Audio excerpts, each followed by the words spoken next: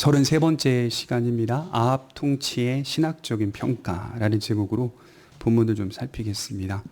우리가 열왕기서를 읽다 보면 하나님의 백성들이라고 불리는 민족들이 어떻게 저런 악한 모습이 될 수 있었는지 사실 의문이 많이 듭니다. 나이가 의문만으로 끝나지 않고 우리의 신앙도 하나님의 은혜 안에 젖어 있지 않다면 언제든지 타락하고 부패할 수 있다는 경각심을 갖게 됩니다. 이스라엘의 타락과 실패는 근본적인 원인이 있었습니다. 그것은 하나님의 통치보다 사람의 통치를 원했기 때문입니다. 이스라엘의 실패는 사람의 통치를 신뢰했기 때문에 일어난 결과였다라고 볼 수가 있습니다. 성도 여러분, 바울은 로마서 13장에서 각 사람은 위에 있는 권세들에게 복종하라고 하였습니다. 기독교 신앙은 집권자들에 대한 권세를 존중합니다. 다만 그 존중의 근거에는 그들이 완전한 자들이기 때문에서가 아닙니다. 전 우주를 통치하시는 하나님의 역사 속에서 그들이 일시적으로 사용된다는 사실을 부인하지 않기 때문입니다. 그러므로 집권자들을 존중한다는 것은 역사를 섭리해 가시는 하나님의 질서를 부인하지 않는다는 측면이 있습니다. 그래서 예수님도 사도 바울도 로마의 잘못된 통치와 권세 앞에서 맞서서 항거한다거나 그 질서와 제도를 바꾸는 것에 목적을 두지 않으셨습니다. 오히려 인류를 죄에서 구원하기 위한 목적을 두셨고 그 목적을 위해서 교회를 창립하셨으며 교회는 세상 속에 소금과 빛으로 서 있다는 그 진리에만 초점을 둔 것입니다. 교회가 세상의 소금과 빛이 된다는 것은 단지 도덕적인 착함을 드러내는 기관이 아니라 예수님의 대속, 진리를 바탕으로 사랑을 드러낸다는 차원입니다. 디모데전서 3장 15절에 바울이 말년에 디모데에게 하나님의 교회는 무엇이냐라고 말하며 이렇게 말했거든요. 교회란 진리의 기둥과 터다, 이렇게 표현했어요. 교회란 진리의 기둥과 터다. 그래서 교회는 복음의 순결함을 잃어버리지 않아야 하고 그 순결함을 사랑의 방식으로 나타내는 기구요 모임이라 할 수 있습니다. 제가 현대 기독교가 정말 위험한 상황이다라고 말할 수 있는 이유는 교회가 가진 진리의 순결함을 버리고 교회가 단지 착함의 덕을 세상 앞에 나타내 보여주는 역할로만 인식하고 있기 때문입니다. 그렇게 되면 교회는 진리를 배우는 근본적인 터전, 너희는 사도들과 선지자들의 터 위에 세우심을 입은 자들이라, 에베소서 2장 20절의 말씀을 무시하는 겁니다. 그저 착함의 행실을 위해 모이는 사회가 원하고 사회가 바라는 그런 차원의 기구요 모임이 돼버리는 것입니다. 여러분, 사회는 교회에게 무엇을 바랄까요? 사회는 교회에게 진리를 바라지는 않습니다. 교회가 착함으로만 세상 앞에 서기를 바랍니다. 세상의 말을 잘 듣는 공동체로 세워지기를 바라는 것이죠. 세상은 그렇게 교회를 함락하고 있죠.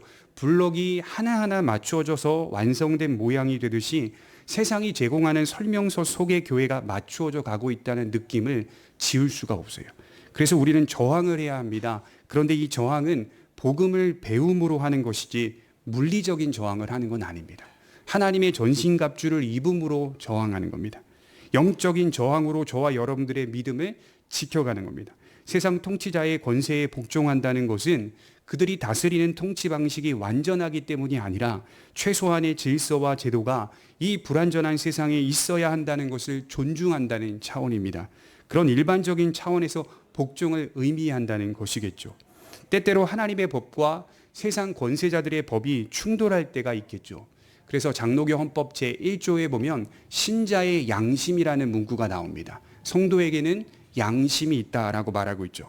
둘은 근본적으로 양립할 수가 없습니다. 그러니까 세상 권세자의 법이나 하나님의 법이 사실은 본질적으로 서로 양립할 수가 없다는 거예요. 우리의 양심이 하나님의 법을 어기면서까지 세상 권세자들의 법 앞에 복종해서는 안 된다고 성경은 말씀을 하고 있죠. 이것이 그리스도인들이 가지고 있어야 할 신앙 양심이라고 말할 수 있습니다. 왜냐하면 궁극적으로 우리의 믿음은 하나님의 통치만을 참된 통치로 믿고 있기 때문인 것이죠. 그러니까 신자에게 있어서 가장 큰 통치는 하나님의 통치죠. 그 하나님의 통치만이 참된 통치라고 분명히 믿고 기대며 살아가고 있는 거죠. 그러므로 어디서 실패가 오는 걸까요? 바로 사람의 통치를 원하는 데서 실패가 찾아온다는 점을 명심하셨으면 좋겠어요. 사람의 통치를 존중하지만 사람의 통치가 하나님의 통치와 결이 다르다는 사실을 인정하고 하나님의 통치를 신뢰하기 때문에 사람의 통치를 어느 정도 존중할 수 있는 믿음을 가지고 사는 것뿐입니다. 부패하고 타락한 인간의 전형적인 모습은 보이지 않는 하나님의 통치를 원하기보다 사람을 우상화하여 사람의 통치만으로 삶의 안정을 꾸려가려고 합니다. 현대 그리스도인들에게도 존재하는 모습이 아닐까요? 예컨대 민주주의가 기독교의 바탕에서 이루어져 온 것임을 역사 속에서 발견하게 되는데, 그러나 참된 민주주의의 실현은 그 본바탕에 공명정대하신 하나님의 통치를 인식함으로 이루어져 가야 한다는 것이 우리 선조들이 가르쳐준 민주주의였어요. 그래서 실제로 정치가 어디서 시작했는지를 역사를 살펴보면 교회에서 시작합니다. 정치는 그 기원이 교회로부터 시작해요. 보통 서구 정치들을 말하는데 서구 정치의 시작은 교회입니다. 스코틀랜드, 영국 이런 데서 정치가 시작이 돼요. 교회 안에서 시작해요. 그래서 교회 정치가 상당히 중요한 겁니다. 이것이 부패하고 타락하여 인간 중심의 세상을 만들어냈고 인간의 가치가 가장 높은 사회를 추구하게 만들었습니다. 여러분, 정말 역설적이게도 그런 민주주의의 모습은 인간을 아주 높은 차원의 대상으로 선언하고 있지만 실상은 어떻게 보면 인간은 키우는 강아지만도 못하는 야누스적인 세상을 그려내고 있습니다. 이것은 기준과 원칙이 부재가 일어났다는 거예요. 그러니까 기준과 원칙이 없어진 결과라는 거예요. 객관적인 권위의 부재라고 신학자들은 늘 말합니다. 성경에서 전통적 권위는 뭘까요? 세상에서 흔히 말하는 꼰대의 개념이 아닙니다. 시대를 막론하고 주어진 하나님의 권위 앞에서 절대적으로 순종한다는 차원입니다. 이러한 모습들을 오늘날 교회가 회복해야 한다는 것이죠. 그래서 저는 한국 개신교가 회복할 수 있는 유일한 비결은 하나예요. 막 같이 모여서 세력을 형성하여 우리의 목소리를 낸다거나 이런 거 아니라 한국 교회가 회복할 수 있는 유일한 비결은 진리 전쟁입니다. 진리. 우리가 복음 안에서 더 배우고 더 깨닫고 진리 안에서 살아가는 것을 통하여서 우리가 승리할 수 있다라고 하는 것이 예수님의 가르침이었고 사도들의 가르침이었다는 것을 기억하셨으면 좋겠습니다. 여러분, 우리는 계속해서 아합의 시대를 살펴볼 겁니다. 북이스라엘의 역사 가운데 가장 타락한 왕, 하나님을 가장 노엽게 한 왕, 그의 모습은 사람의 통치만을 원하는 이스라엘 전체의 모습을 대변하고 있는 겁니다. 그래서 우리는 사람의 통치를 원하는 것은 결국 실패할 것이지만 하나님의 통치를 원하는 것은 그 과정이 조금은 어려울 수 있지만 반드시 승리한다. 하나님의 통치를 원하며 사는 것은 반드시 승리한다는 사실을 말씀을 드리려고 하는 것이죠. 오늘 우리가 읽은 본문은 계속해서 살피게 될 아합 왕 에피소드의 서론격에 해당되는 기록입니다. 어떻게 보면 아합 이야기의 표준 요약이라고 말할 수도 있고 전체 신학적 평가라고 볼 수 있는 대목이죠. 이 신학적 평가를 통해서 우리는 그가 어떤 사람이었는지를 자세히 살펴볼 수 있겠죠. 물론 계속해서 디테일하게 살펴볼 거예요. 그런데 오늘 주어진 이 본문 안에서 신학적 평가 안에서의 교훈을 잠시 좀 생각해 보려고 해요. 먼저 성경은 그를 이전 모든 선조보다 악한 사람이었다 또는 악한 왕이었다라고 평가하고 있어요. 우리 28절에 잠시 보겠습니다. 28절에 보시면 이렇게 기록하고 있어요. 오므리가 그의 조상들과 함께 잠에 사마리아에 장사되고 그의 아들 아합이 대신하여 왕이 되니라. 유다의 아사왕 제38년에 오므리의 아들 아합이 이스라엘의 왕이 되니라. 오므리의 아들 아합이 사마리아에서 22년 동안 이스라엘을 다스리니라. 오므리의 아들 아합이 그의 이전의 모든 사람보다 여호와 보시기에 악을 더욱 행하여. 여기 보면 아합에 대해서 말하고 있는데요. 그의 이전의 모든 사람보다 여호와 보시기에 악을 더욱 행하였다. 이렇게 기록하고 있죠. 이 의미가 두 가지 같아요. 하나는 그의 이전에 있었던 악인들 가운데서도 더 악한 자였다. 이런 뜻이 됐고 과거 어떤 악인들보다도 더 악했다는 말이 됩니다. 또 하나의 의미는 북이스라엘의 어떤 왕들보다도 더 악한 왕이었다라는 의미가 되겠죠. 그래서 아합을 가장 악하고 배교적인 왕이라고 평가하고 있습니다. 저도 인생을 많이 살지는 못했지만 제가 살아오면서 정말 악한 사람들을 본 적이 몇 번 있습니다. 물론 매스컴을 통해서 드러난 악인들이 있겠죠. 살인이나 강도나 성범죄 등이나 이런 알려진 악한 사람들이 있습니다. 그것이 아니더라도 드러난 극단적인 악인이 아니더라도 제가 살면서 보았던 악인들이 있습니다. 군에서 보았던 악한 고참들이 있었고 관계 속에서 보았던 악한 사람들이 있었고 자신에게 이익이 된다면 무엇이든지 피해를 입히는 이기적인 사람들이 있었고 다툼을 조장하고 시비를 거는 사람들도 보았습니다. 제가 경험한 삶에서 느꼈던 것은 사람은 참 악하구나라는 생각입니다. 그들이 살인을 저지른다거나 강도를 일삼지 않았어도 사람은 참 악하다는 생각을 하게 만드는 그런 악인들을 본 적이 있습니다. 예컨대 군에서 한 고참이 후임들을 괴롭히는데요. 지금 한참 10년이 넘은 시간인데도 불구하고 그 고참의 눈빛을 잊을 수가 없습니다. 얼마나 그 눈빛이 악한지. 정말 그 악한 눈빛과 괴롭히는 방식은 이해할 수 없을 정도였어요. 그 한 후임을 그렇게 괴롭히는데요. 그냥 일과가 끝나고 들어오면 이유가 없어요. 그냥 괴롭혀요. 너무 불쌍한 거예요, 그분이. 너무 아이러니하게 그분이 경찰이 돼 있어요, 지금. 괴롭힘 당한 분이 경찰이 돼 있어요. 그래서 제가 그 고참 옆에서 잠을 잤는데, 괴롭힘 당하는 고참 옆에서 잠을 잤는데, 아니, 힘들지 않으십니까? 너무 힘들지 않으십니까? 고통스럽지 않으십니까? 몇 번씩이나 물어봤어요. 굉장히 힘들지. 근데 그분은, 그 괴롭히는 고참은 그 사람을 그렇게 가지고 놀더라고요. 그렇게 공격하고, 그렇게 못 살게 굴고, 조금도 쉬지 못하도록. 즉시 후임을 괴롭히다. 얼마나 불쌍한지 안타까웠어요. 여러분, 청소년들 사이에서 일어나는 악함을 보십시오. 학교 폭력의 모습은 저와 여러분들이 가히 상상할 수도 없을 만큼 악합니다. 그런 모습을 가진 악인들보다도 더 악한 자가 누구냐면 아합이었다라고 기록하고 있는 거예요. 이 기록을 하고 있는 선지자는 제가 볼 때는 아합을 경멸하고 있는 겁니다. 그만큼 그가 이스라엘에 행했던 통치는 악 그 자체였다라고 말할 수가 있어요.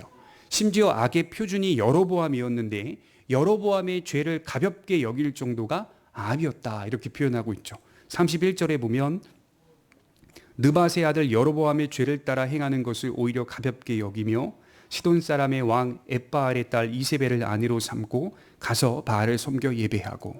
여로보암의 죄를 가볍게 여길 정도니까 그의 죄와 악이 얼마나 의도적이었는지 우리는 짐작해 볼 수 있죠. 그래서 북방 이스라엘의 왕들을 되게 부패한 인물로 생각하지만 그중 가장 두드러지게 부패한 왕이 아합이었던 것입니다. 그가 벌인 대표적인 악행들은 무엇일까요?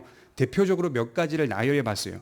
첫째로 그는 먼저 시돈의 사악한 여인 이세벨과 결혼하여 이스라엘 땅의 바알 숭배를 정책적으로 강요하는 왕이었습니다. 이세벨은 시돈에서 엣바알의 딸이었다고 기록하고 있어요. 이 엣바알이라는 인물은 시돈에서 바알을 숭배하는 대제사장이었습니다. 그 제사장의 딸과 결혼하여 이스라엘의 바알을 처음으로 소개했던 왕이 된 것이죠.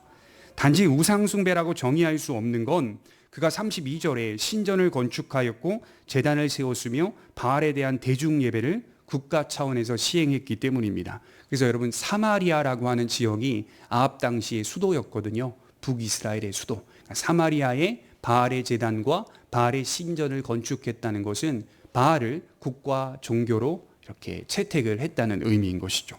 공적으로 바알을 숭배하게 만들었다는 겁니다. 또한 그것을 넘어서 33절에 아세라상을 곳곳에 설치하여 아세라 신을 숭배했던 이방 나라들과의 우호적인 관계를 확충해 갔습니다.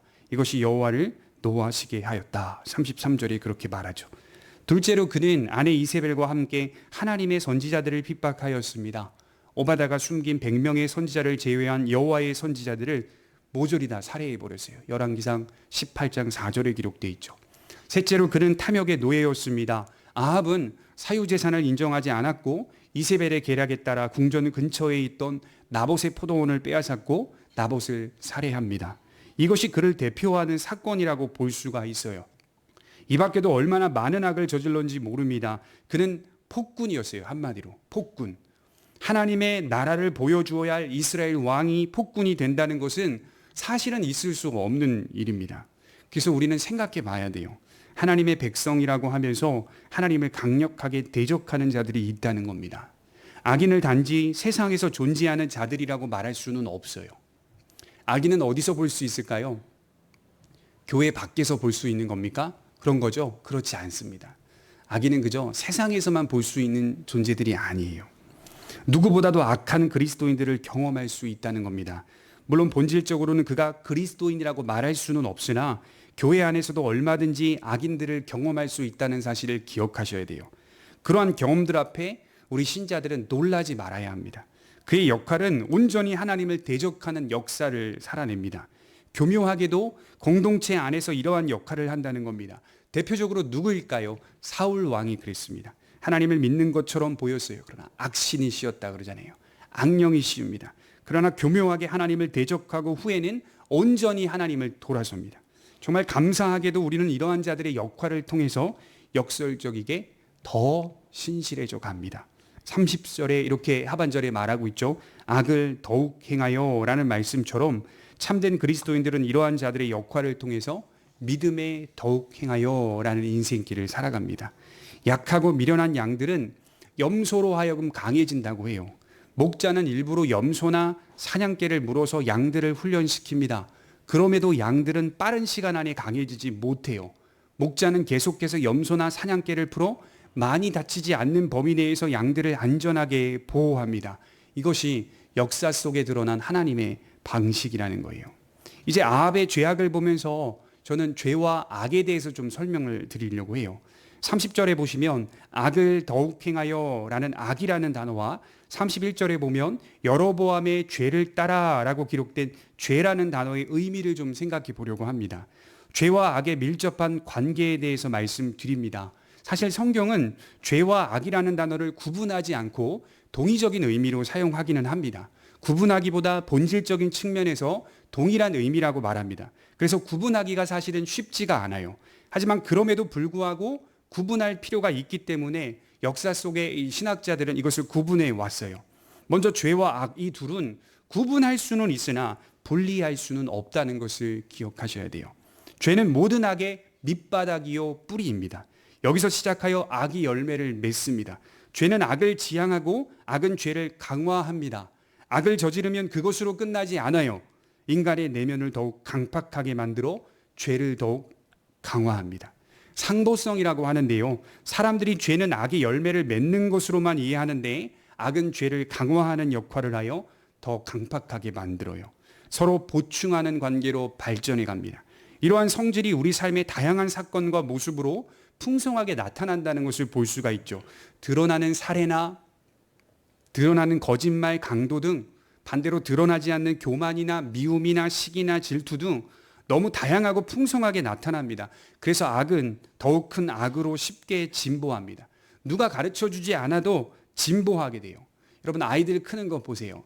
부모가 아이에게 모델이 되어서 물론 영향을 주는 것들도 있겠지만 대체로 아이들이 악을 저지르는 행위들을 보면 가르쳐 주지 않아도 쉽게 배우고 있다는 것을 알게 돼요. 자연스럽게 본성적으로 악의 열매를 맺고 있는 아이의 모습들을 보게 된다는 것이죠. 아합을 빗대어 생각해 봅시다. 아합의 악을 크게 두 가지로 구분할 수가 있는데 첫째로는 종교적인 악입니다. 22년 동안의 통치를 자세히 들여다보면 신앙적인 악행들이 기록되어 있습니다. 오늘 본문도 아합이 악하다라고 말할 때 악행들을 기록할 때 바알을 숭배하였다는 것을 먼저 기록하면서 하나님과 바알을 대립시키고 있습니다. 둘째로 아합의 악은 도덕적인 악입니다. 그의 악행은 도덕적으로 도저히 용납할 수 없는 사악임을 말씀을 하고 있어요. 따라서 우리는 이렇게 좀 평가해 볼 수 있어요. 그의 악은 신앙으로부터 시작되었다. 그러므로 악은 악 자체로 평가하기보다는 그 근본에 죄의 문제가 있는데 이 죄는 하나님을 의도적으로 등지는 마음의 문제라는 것입니다. 성경은 이 사실을 늘 강조하죠. 처음부터 끝까지. 예레미야 17장 9절에 만물보다 거짓되고 심히 부패한 것은 마음이다. 만물보다 거짓되고 심히 부패한 것은 악이다 이렇게 말하지 않고 마음이다 이렇게 표현하고 있어요. 인간은 본성적으로 하나님을 대적합니다. 이는 하나님과 하나님께 속한 모든 것에 대한 총체적인 대적이라고 정의합니다. 우리가 죄악을 생각할 때 놓치지 말아야 할 것은 하나님으로부터 이미 존재적으로 빗나간 상태가 인간이라는 거예요. 하나님으로부터 이미 존재적으로 빗나간 상태. 그 성악설을 주장했던 이 중국의 철학자 중에 순자가 있죠. 그다음에 성선설을 주장했던 맹자가 있습니다. 기독교의 죄악에 대한 이해를 성악설로 이해하는 분들이 있는데 아닙니다. 기독교가 인간이 존재적으로 하나님으로부터 빗나간 상태를 말할 때는 성악설을 말하는 게 아니에요. 성악설은요, 교육을 통해 인간이 극복될 수 있다라고 하는 최종적인 결론점이 있어요. 인간은 존재적으로 빗나간 상태라는 말은 불가능하다는 겁니다. 인간의 존재 자체가. 선이라고 하는 것과는 전혀 무관한 존재라는 겁니다. 그래서 선을 어떻게 회복하고 어떻게 정의할 수 있냐면 하나님께로 돌아오는 것을 최고선이라고 말합니다. 인간이 하나님께로 돌아오는 것. 도덕적으로 어떤 선행을 베푸는 게 선이라고 말하지 않고 1차적으로는 인간이 하나님께로 돌아오는 것. 자식이 아버지께로 돌아오는 것처럼 아버지께로 돌아오는 것을 선이라고 합니다. 바울은 이것을 착한 양심이라고 표현했어요. 이것을 놓치고 하는 자기 반성이나 뉘우침이나 회개들은 모두 다 잘못된 방향이라고 할 수가 있습니다. 제가 생각해 봤어요. 그러니까 오늘날 현대사회가 던지는 아주 노골적인 그 중심의 메시지가 있다면 그게 자기 사랑입니다. 자기 사랑은 영적으로 볼 때 하나님을 등지는 행위라고 말하고 있어요. 인간이 하나님과의 관계를 회복하지 않는 이상 인간에게 올바른 자기 사랑은 나타날 수가 없습니다. 그러니 현대사회가 말하는 자기 사랑은 결국 다 비슷한 모양이에요. 비슷합니다. 심리적인 방법으로 안정을 취하려고 하는 자세나 또 명예와 물질과 권세에 중독돼가는 자신의 모습, 이러한 것들은 모두 영적인 문제에서 비롯된 겁니다. 저도 그 신경정신과를 좀 다녔던 적이 있어서 좀 어려움이 있었던 시절이 있어요. 그래서 인지행동 치료를 받아본 적이 있거든요. 굳이 받지 않아도 되는데도 일부러 받았어요. 서울에 가서 인지행동 치료를 받았는데 일부러 많은 사람들은 어떻게 하나 궁금하기도 했고 가서 받았는데요. 그 인지행동 치료를 한 회 한 회 받으면서 느꼈던 게 있어요. 결국 우리를, 인간을 어디로 몰아가냐면 정서적인 안정으로 몰아가는데, 정서적인 안정을 주기 위한 그 인지행동 치료의 방식이요, 상당히 일시적이고 임시적이라는 거예요. 영속적이지 않다는 거예요.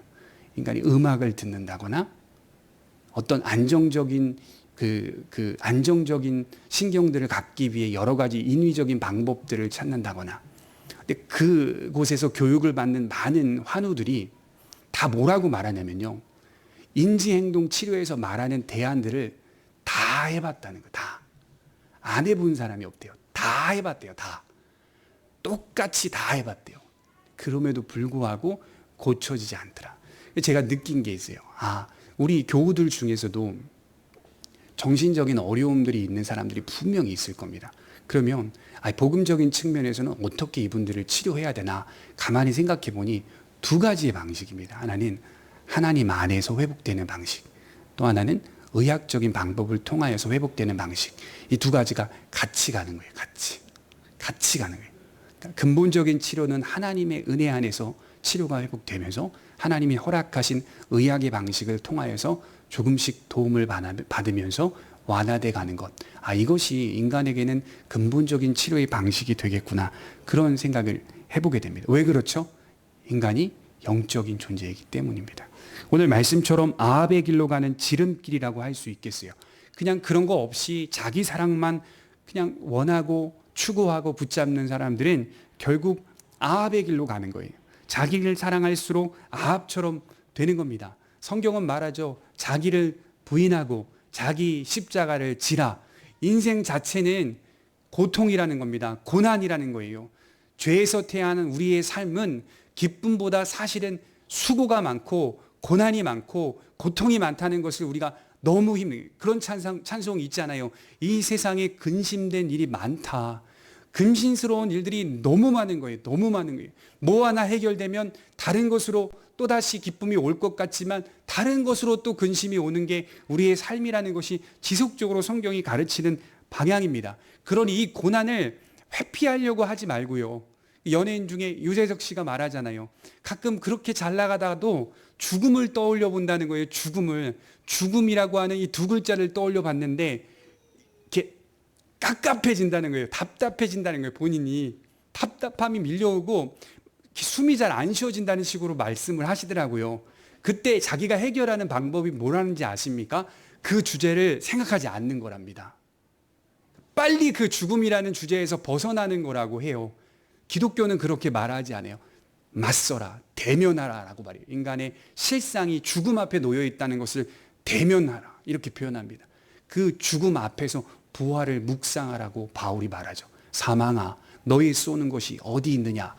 분명하게 그것을 극복할 수 있는 방법을 제시하고 있죠. 그러나 사람들은 회피하는 것으로 대안을 삼습니다. 여러분, 아합은 어떤 왕이었습니까? 자기를 너무나 많이 사랑한 왕. 저는 그렇게 정의하고 싶어요. 자기를 너무 사랑할수록 무슨 일이 벌어지죠? 사람이 더 강팍해져요. 나를 사랑할수록 사람은 더 악해져요. 그래서 죄와 악은 내가 그것을 짓지 않겠노라 라는 노력과 다짐과 결단의 문제가 아니라 영적인 문제라고 할 수가 있어요. 그래서 그리스도인들이 항상 중점적으로 두어야 할 주제는 하나님과의 관계라는 점입니다. 거기가 모든 문제의 출발입니다. 성경을 자세히 보시면요, 항상 인간의 악은요, 하나님을 떠남으로 타락과 부패가 커진다는 사실을 가르칩니다. 타락하고 부패한 인간, 이것만 말하지 않아요. 하나님을 떠나고 있는 인간을 가르쳐요. 떠나고 있는 인간의 모습을 가르쳐요. 거기서 타락과 부패가 커집니다. 우리가 하나님을 떠나면 더 나아질 수 있다고 말할 수 있을까요? 결코 그럴 수 없습니다. 하나님을 떠남으로 인간은 강팍해진다는 사실을 기억하셨으면 좋겠습니다. 이제 아합의 정치적인 상황을 생각해 보면 이것도 참 흥미롭습니다. 그는 폭군이었고요, 하나님을 등진 사악한 왕이었습니다. 그러나 세속적인 의미에서 아합은 유능한 왕으로 평가받고 있다는 것이죠. 여러분, 아합이 속한 오므리 왕조는 44년간 통치하면서 4명의 왕을 배출하는데, 아버지 오므리는 12년 통치했고 아합은 22년을 통치했고 아하시아는 2년, 여호람은 8년간 통치합니다. 오므리 왕조를 세속적인 의미에서 평가하자면 학자들이 다 동일하게 말해요. 3가지 단어로 묶을 수 있다. 부유하고 강력하며 영향력 있었던 왕조. 오므리 왕조는요, 부유하고 강력하고 영향력 있었던 왕조. 쉽게 말해서 나라의 운영이 정말 잘된 상황이었다고 합니다. 너무나 잘 나라를 이끌어갔던 왕조라는 거예요. 이러한 배경이 그를 더욱 교만하게 했고 부패하게 만들었다는 뜻입니다. 이러한 배경이 하나님이 역사 속에서 드러내시는 모습 중에 하나가 의인들의 간구를 들으시고 축복하셔서 주의 말씀을 성취하시는 경우가 있습니다. 정말 의인들이 이 땅에서 여러 축복을 많이 받는 경우들이 있습니다. 반대로 하나님의 방식 중 하나가 악인들의 길이 형통한 것처럼 내버려 두시는 방식이 있습니다. 그러나 이것은 또 다른 하나님의 모략이라고 말합니다. 그래서 이런 결론을 내릴 수 있어야 돼요. 잘될 때에도 그 잘됨이 감사와 찬송과 두려움으로 다가와 겸손해야 합니다. 그리고 자신이 잘될 때에 변하고 있는지 변하지 않고 있는지를 스스로 점검하면서 그 형통의 은혜를 누리는 겁니다. 안 될 때에는 주의 은혜를 구해야 합니다. 회개해야 되고 긍휼을 구하며 이 모든 시험에서 벗어날 수 있도록 간절히 기도해야 합니다. 이것을 더욱 분명하게 드러내주는 말씀이 하나 나오는데요. 본문 34절을 한번 보겠습니다. 우리 마지막 절입니다. 34절입니다. 우리 같이 한번 읽어보도록 하겠습니다. 시작. 그 시대에 베델 사람 히엘이 여리고를 건축하였는데 그가 그 터를 쌓을 때에 맏아들 아비람을 잃었고 그 성문을 세울 때에 막내 아들 수굽을 잃었으니 여호와께서 눈의 아들 여호수아를 통하여 하신 말씀과 같이 되었더라. 본문을 읽어보시면요, 다소 좀 어울리지 않는 본문이 34절이거든요. 아합에 대한 이야기를 하다가 좀 뜬금없이 34절이 끼어져 있는 듯한 그런 느낌을 지울 수가 없어요. 어색한 말씀이 끼어 들어가 있는 듯 보입니다. 그 시대에, 사실 원문에 보면요, 이게 in his time, in his days라고 되어 있어요. 그 시대에가 아니라 그의 시대에라는 뜻입니다. 그의 시대에. 그의가 누구일까요? 아합왕 시대에.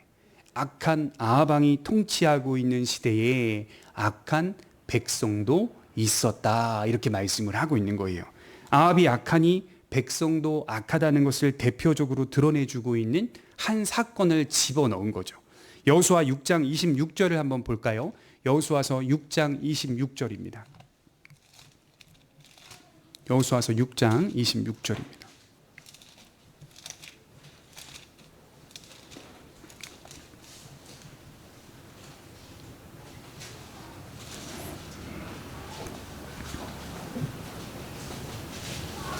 여호수아 6장 26절입니다. 우리 같이 한번 읽어보도록 하겠습니다. 시작. 여호수아가 그때에 맹세하게 하여 이르되 누구든지 일어나서 이 여리고성을 건축하는 자는 여호와 앞에서 저주를 받을 것이라. 그 기초를 쌓을 때에 그의 맏아들을 잃을 것이요 그 문을 세울 때에 그의 막내 아들을 잃으리라 하였더라. 자, 이스라엘이 약속을 받고 여리고성을 함락하는 사건이죠. 여러분 다 아시다시피 여리고 전투는 어떤 전투였습니까? 믿음의 전투였습니다. 물리적으로 싸우는 전투라기보다는 하나님의 약속을 얼마나 신실하게 붙잡느냐라고 하는 반응의 전투였습니다. 하나님은 여리고성을 무너뜨리셨고 여호수아는 하나님께서 가나안을 선물로 주셨다는 사실을 기념해야 했습니다. 그래야 그는 무너진 여리고성을 건축하지 못하도록 명령합니다. 그리고 백성들에게 말하죠. 만일 이 무너진 성읍을 다시 건축하면 저주의 말씀 곧 맏아들을 잃을 것이요 막내 아들을 잃을 것이라는 말씀을 예언합니다. 그런데 오늘 말씀을 보십시오. 정말 오늘 베델 사람 히엘이 여리고를 건축하는데 이 터를 쌓을 때 이 터가 기초를 말합니다. 여호수아서 6장 26절의 말씀과 과정이 똑같아요. 기초를 쌓을 때에 맏아들을 잃게 되고 문을 세울 때에 막내 아들을 잃게 됩니다. 이게 어떤 거냐면 가만히 생각해 봐서 그냥 두 사람 죽었지가 아니에요. 기초를 쌓을 때 첫째 아들이 죽었다면 멈춰야죠. 그렇지 않겠습니까? 기초를 쌓을 때 첫째 아들이 죽었어요. 그럼 6장 26절이 떠올라야죠. 이스라엘 백성들 입장에서는 지금까지 여리고성은 건축된 적이 없어요. 금기시되고 있는 상황인데 첫째가 죽었단 말이에요. 기초 쌓을 때. 그러면 히엘이 하나님의 말씀이 성취된 걸 보며 두려움을 갖고 멈춰야 되는데 문을 세워요. 문을 세울 때 둘째 아들 또는 막내 아들이 죽게 됩니다. 과정이 하나님의 말씀이 아주 정확하게 성취되고 있는 것을 보게 되죠. 여러분 아합과 여호수아의 시간 간격이 얼마나 되는지 아세요? 여리고 전투가 BC 1400년경으로 추정하고요. 아합의 통치가 BC 873년이니 2시간 간격이 527년의 간격이 있습니다. 500년의 간격이 있어요.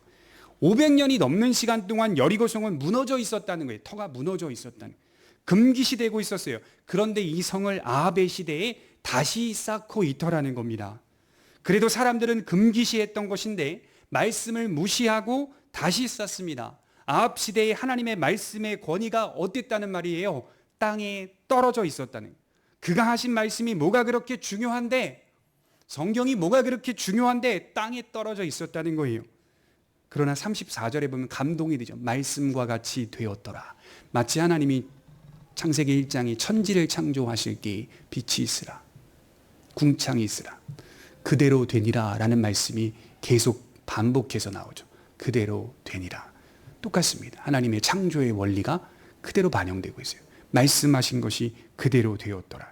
사람들은 지금 하나님의 말씀을 조롱하면서 말합니다. 오래전 쓰였던 성경 말씀이 우리 시대에 받아들일 수 있는 교훈인가? 믿을 수 있는 내용인가? 붙잡을 수 있는 축복인가? 우리는 그렇다고 말해야 돼요. 분명하다고 말해야 돼요. 우리 삶의 모든 부분에 하나님의 말씀이 맞닿아 있어요. 야, 무슨 성경이 그런 것까지 얘기하냐? 그런 것까지 얘기합니다. 여러분들이 성경을 몰라서 그래요. 제가 신대원 가서, 저도 성경을 깊이 있게 많이 봤던 사람은 아니지만 신대원 가서 놀랐던 것은 일반은총이었어요. 일반은총. 특별은총, 특별계시는요, 우리가 그리스도 안에서 구원받고 부활하고 영생에 이르고 이런 것들은 늘 들어왔으니 일반은총에 대한 범위를 잘 몰랐는데 공부하면서 느꼈던 건 하나님의 말씀이 일반은총, 우리가 살아가는 일반적인 삶에 다 맞닿아 있다는 것을 깨닫게 됐어요. 정말 맞닿아 있구나. 근데 우리가 이것을 깊이 있게 이해하려 하지, 문자적으로만 그냥 성경 구절을 받아서 그걸 적용하기 바빠요. 하나님의 말씀은 우리 삶의 모든 부분에 다 맞닿아 있어요. 이해하고 해석하는 우리의 몫이 필요한 거예요.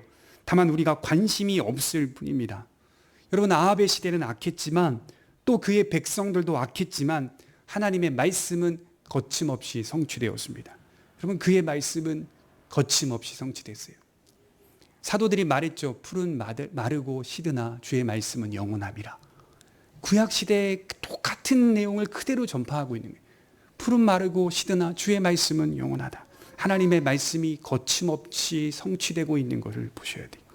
우리 한 구절을 읽고 말씀을 마치겠습니다. 디모데후서 3장 16절과 17절입니다. 디모데후서 3장 16절과 17절입니다.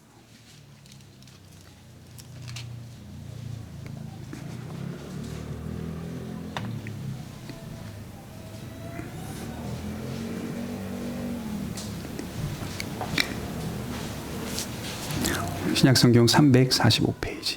우리가 잘 아는 말씀입니다. 디모데후서 3장 16절 17절 같이 읽겠습니다. 모든 성경은 하나님의 감동으로 된 것으로 교훈과 책망과 바르게 함과 의로 교육하기에 유익하니 이는 하나님의 사람으로 온전하게 하며 모든 선한 일을 행할 능력을 갖추게 하려 함이라. 제가 한번 물어볼게요. 3장 16절과 17절의 말씀은 사실은 우리가 살아가는 일반적인 은총 안에 들어있는 하나님의 교훈을 얘기하고 있죠. 15절은 믿음으로 말미암아 구원을 얻는 하나님의 말씀에 대한 특별 은총을 이야기하고 있죠. 16절과 17절의 말씀 가만히 묵상해 봐도 모든 말씀들은 우리가 살아가는 모든 삶에 맞닿아 있다는 사실을 강조하고 있는 겁니다. 교훈하고 바르게 하고 의로 교육하기에 유익하고 하나님의 사람으로 온전하게 하여서 결국 성경이 우리를 향하여 제시하고 있는 목적이 모든 선한 일을 행할 능력을 갖추게 하려 함이라. 이 말씀이 너무 귀한 거죠. 모든 선한 일을 행할 능력을 갖추. 그러니까 우리는 능력을 어디서 받아야 됩니까? 하나님의 말씀 외에는 다른 곳에서는 받을 수가 없습니다. 우리가 이 사실을 붙잡고 지금도 하나님의 말씀은 어떻게 보면 아합의 시대와 같습니다. 땅에 떨어져 있습니다. 하나님이 금기시했던 말씀들을 이제는 사람들이 다 깨버리고 그게 무슨 하나님의 말씀이냐라고 왜곡합니다. 이번 주에 제가 책을 보면서요, 재밌는 표현을 하나 발견했어요. 존 스타트라고 하는 신학자가 이분이 뭐라고 표현했냐면 마지막 책 마지막 말미에 사탄이 잘하는 것 중에 하나가 있대요. 아주 잘하는 것 중에 하나. 뭔지 아십니까? 하나님의 백성들을 살짝 치는 거래요. 살짝 치는 것. 세게 치는 게 아니라 살짝 쳐서 균형을 잃어버리게 하는 걸 잘한대요, 사탄이. 제가 그 글을 보면서 와닿았어요. 하나님의 백성들이 말씀으로 잘 가다가도 사탄이 살짝 건드립니다. 살짝 칩니다. 그러면 바로 무슨 일이 일어나냐면 하나님의 말씀을 왜곡합니다. 한쪽으로 치우쳐버려서 이해한다거나 또 반대쪽으로 치우쳐버려서 극단적으로 이해한다거나 사탄이 굉장히 잘하는 거예요. 이것을 속지 않고 미혹받지 않기 위해서는 날마다 주의 말씀들을 이해하고 묵상하고 또 해석해내는 그런 작업들이 우리의 삶에서 계속해서 필요하다는 겁니다. 그것을 통해 하나님의 뜻을 분명하게 알 수 있다고 하는 것이죠. 바라기는 우리 성도님들의 인생의 자세가 타협하지 않는 포괄성을 갖는 성도들이 되셨으면 좋겠습니다. 타협은 안 하되 포괄적인 삶을 사시기를 바랍니다. 포괄적으로 누구도 품을 수 있되 타협하지 않는 원칙과 진리는 고수하시는 귀한 성도들이 되시기를 바랍니다. 기도하겠습니다.